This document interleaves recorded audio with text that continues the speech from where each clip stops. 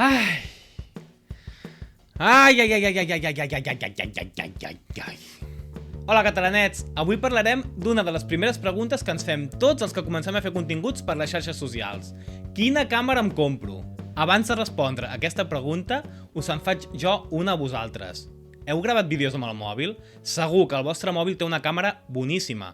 Aleshores, no us recomano que compreu una càmera que val molts diners fins que no hagueu començat a crear continguts amb el mòbil, perquè el mòbil funciona molt bé com a càmera.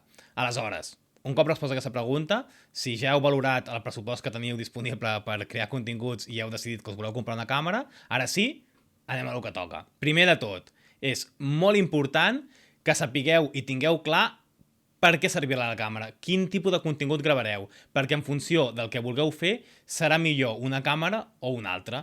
La meva càmera permet gravar en 4K, que és la qualitat de la imatge, la mida que té la imatge quan la graves. Normalment les càmeres, avui en dia ja totes poden gravar a 1080, en el passat gravaven a 720, que era com, uah, 720, però ara ja totes graven a 1080, aleshores, potser pel tipus de vídeos que fas tu, et pot interessar gravar a la 4K o a 6K, i ja es parla de 8K amb algunes càmeres. Doncs, depèn dels vídeos que vulguis fer. Si vols fer cinema o curtmetratge, si el que tu vols és que els teus vídeos es reprodueixin en una pantalla de cinema, doncs potser hauràs de buscar alguna més tipus 8K, 6K. Tot i que ja t'he de dir que no estàs al vídeo indicat, perquè jo l'he enfocat més a persones que vulguin fer contingut per les xarxes socials. Aleshores, quan miris les càmeres veuràs si graven a 4K o no. I relacionat amb això del 4K hi ha el tema dels fotogrames per segon. Què són els fotogrames per segon? Doncs ja ho sabeu, m'imagino tots, que un vídeo són moltes petites fotos passades una darrere de les altres. Com quan feu allò de la llibreta que feu diferents dibuixets i sembla que es vagin movent, doncs això. Bàsicament el vídeo són fotos una darrere l'altra. Aleshores, quan tu graves, pots decidir a quina velocitat vols que passin les fotos. Pots decidir que vagin a 24, a 25, a 30, a 60, a 120... no sé si fins i tot ara hi ha a 240. Aleshores, 240 fotos per segon o 200 fotogrames per segon voldria dir que en fa molts. Aleshores, per què serveix tot això dels fotogrames per segon? Més endavant faré un vídeo parlant-ne més extensament, us el deixaré per aquí quan estigui publicat, però bàsicament serveix per si vols gravar a càmera lenta. Aleshores, si veus que tu vols fer vídeos a 4K i a més han de ser càmera lenta, doncs has de buscar una càmera que permeti gravar a 4K i a 120 fotogrames per segon, per exemple. Si tu no faràs servir mai el tema de la càmera lenta, doncs si grava a 25 i 30 fotogrames per segon, per tu ja és suficient. O fins i tot a 60, que podria ser una càmera lenta però no tan lenta com a 120, doncs també et serviria. Una altra característica que pot ser important, el tema de la ISO. La ISO és la sensibilitat del sensor. Aleshores, si tu vols gravar de nit, necessites que la teva càmera arribi a ISOs molt altes i que quan arribi a ISOs molt altes no faci molt soroll. Perquè si la teva càmera arriba a un ISO molt alt, però quan està a ISO, jo què sé, ara no sé com van, però 100.000, si està tot pixelat, no sé si ho sabeu, això del soroll bàsicament és que quan graves de nit o en espais molt foscos, doncs la imatge en comptes de ser neta, quan fas que el sensor treballi tan intensament que ha de captar doncs, llum en un moment en què n'hi ha molt poca, doncs fa aquest soroll, aquesta brutícia, fa que la imatge sigui bruta. Aleshores, si tu vols gravar de nit, has de buscar una càmera doncs, específica per això, que tingui un ISO molt bon en aquestes circumstàncies. Segurament també t'anirà molt bé si la mida del sensor és més grossa, perquè una altra de les característiques de les càmeres és la mida del sensor. Actualment, bàsicament, hi ha 3 mides de sensors. La que faig servir jo és APS-C, però també n'hi ha full frame i micro 4 terços. Full frame seria el més gros i micro 4 tercis seria el més petit. Aleshores, en què influeix això de la mida del sensor? Doncs, per exemple, si vols que el teu fons estigui molt desenfocat, si graves en full frame, aconsegueix això. Tot i que amb APS-C també ho pots aconseguir i amb micro 4 tercis també, perquè això de desenfocar el fons bàsicament depèn de 2 factors, de l'objectiu i de la mida del sensor. Aleshores, si per tu és molt important desenfocar el fons i vols que sigui super desenfocat, doncs pots mirar que la mida del sensor sigui més grossa, però has de tenir en compte també que per desenfocar el fons necessitaràs un objectiu que la seva obertura sigui més gran. Per què us dic això? Perquè les càmeres full frame són més cares i els objectius són més cars.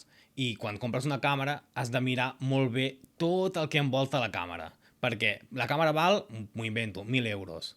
Però si l'objectiu que necessitaràs després val 1.000 euros més i a més necessitaràs més una bateria i els recanvis de les bateries valen 200 euros cada un i a més aquella càmera que és boníssima amb unes targetes de memòria que són molt cares perquè són super ràpides i no sé quines merdes i et valen 200 euros per targeta, doncs, clar, potser tu deies, no, és que el meu pressupost per la càmera són 1.000 euros, ja val 1.000 euros, perfecte, però has de mirar tot el que és al voltant, perquè no et compraràs una càmera i ja està, et compraràs una càmera, et compraràs targetes, et compraràs bateries, perquè potser amb una bateria dura, m'ho invento, 3 hores i tu necessites gravar 6 hores.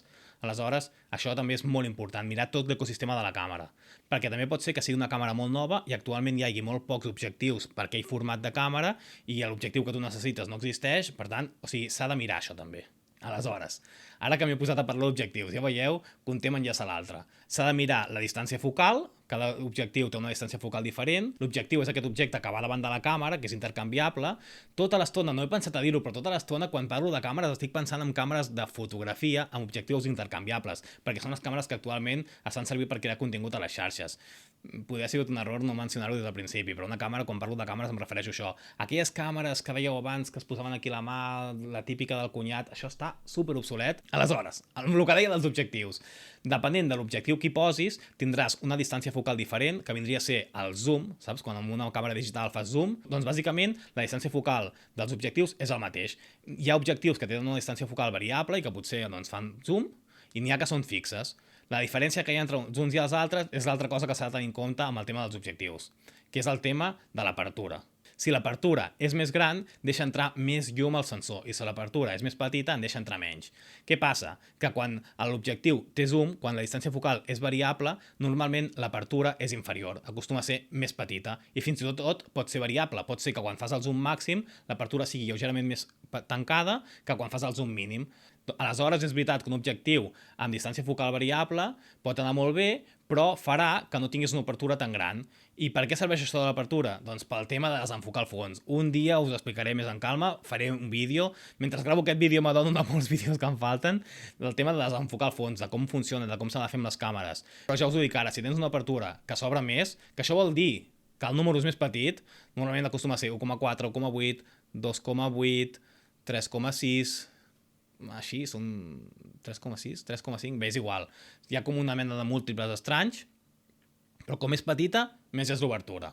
Per tant, també has de mirar el tema aquest de l'objectiu que et compraràs. Normalment les càmeres venen amb un objectiu que se'n diu kit, que és el que ve per defecte, que és un objectiu senzill, que per començar ja t'anirà bé, però si vols evolucionar el que permeten aquestes càmeres d'objectius intercanviables és que en el futur en pots comprar un de millor que farà que la imatge sigui bastant millor sense haver de canviar de càmera. D'acord, una altra cosa a tenir en compte a l'hora d'escollir la càmera que has de comprar pot ser, per exemple, la targeta de memòria o la bateria que portarà, que és important perquè n'hauràs de comprar segurament més d'una. Aleshores, en funció del teu pressupost, està bé que tinguis en compte això perquè variarà el preu. Normalment, doncs, la majoria de càmeres actualment van amb SDs, però has de mirar exactament la que tu vols comprar amb quin tipus de targetes va, perquè pot ser que vagi amb una que és molt cara o vés a saber. Perquè també les targetes SDs són tot un món. Diferents velocitats, diferent capacitat, o sigui, és un món també complicat el tema de les targetes. I les bateries el mateix. Doncs com que segurament necessitaràs més una bateria perquè si, jo què sé, si fas una jornada intensiva de gravació i no és dins un estudi, imagina't que graves casaments, doncs necessitaràs més una bateria. Per tant, és interessant això, saber quant valdrà la bateria, o si n'hi ha de segones marques, o només la pots comprar original, el que sigui. Coses importants també a tenir en compte en funció de l'activitat que fas, ara que deia això dels casaments. Doncs, normalment, les càmeres més senzilles només tenen una ranura per targeta.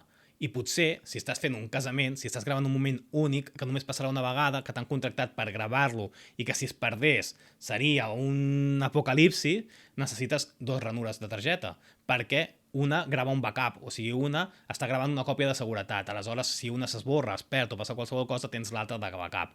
Doncs potser per la teva activitat, imagina't doncs, que estàs fent un curtmetratge i t'has gastat, has llogat un espai caríssim i dius, és que això no es pot perdre mai de la vida perquè m'he gastat aquí tots els actors, tot el no sé què, i has fet una inversió molt important, doncs potser necessites una càmera amb doble ranura de targeta perquè es gravi una còpia de seguretat al mateix temps que estàs gravant l'original. Una altra cosa a tenir en compte, el tema de la sortida d'àudio.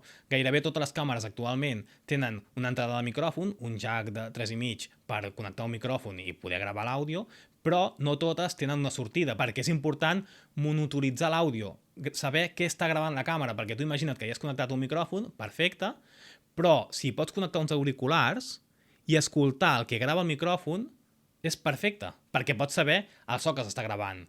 Què passa? Per exemple, la meva no ho té, no té micròfon extern. Doncs quan estem gravant entrevistes, en el cas dels vídeos d'Easy Catalan, a vegades em trobo que arribo a casa i dic, ostres, el micròfon està apagat.